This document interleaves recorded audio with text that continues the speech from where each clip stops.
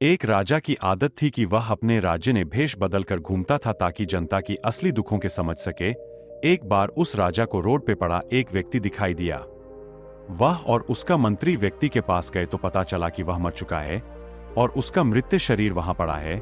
राजा ने कई लोगों से मदद मांगी पर सभी ने उस व्यक्ति का चेहरा देखने के बाद उसके मृत्यु शरीर को छूने से मना कर दिया।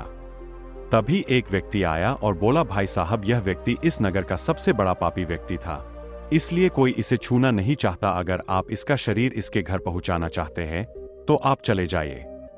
राजा और मंत्री वहां से उसका शव लेकर उसके घर गए तो व्यक्ति की पत्नी रोने लगी। तभी राजा ने कहा, लोग बोल रहे थे कि आपके पति दुष्टकर्मी थे, इसलिए कोई इनके शरीर को नहीं छू रहा था। व्यक्ति की पत्नी ने बताया, मेरे पति रोज रात को शराब के अड्डे पे जाके शराब खरीद लेते थे और उस शराब को लाके नाली में फेंक देते थे, जिससे कई लोग शराब नहीं पी पाते थे और इस प्रकार कई लोग उस रात पाप करने से बच जाते थे।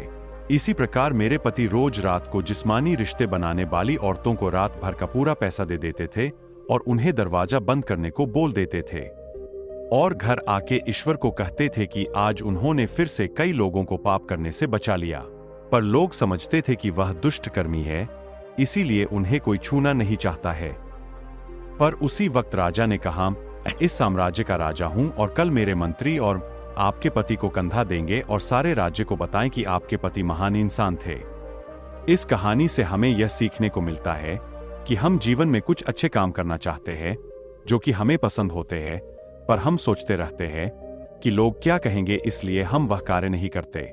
हमें लोगों के सोचने से कोई फर्क नहीं पड़ना चाहिए और अच्छे कर्म करने से डरना नहीं चाहिए। दोस्तों, अगर आपको ये कहानी अच्छी लगी हो तो कृपया करके आपकी प्यारी चैनल पीसफुल बुद्धा को सब्सक्राइब अवश्य करें ताकि ऐसी ही सीख देने वाली कहानी हम आप तक पहुंचा सके।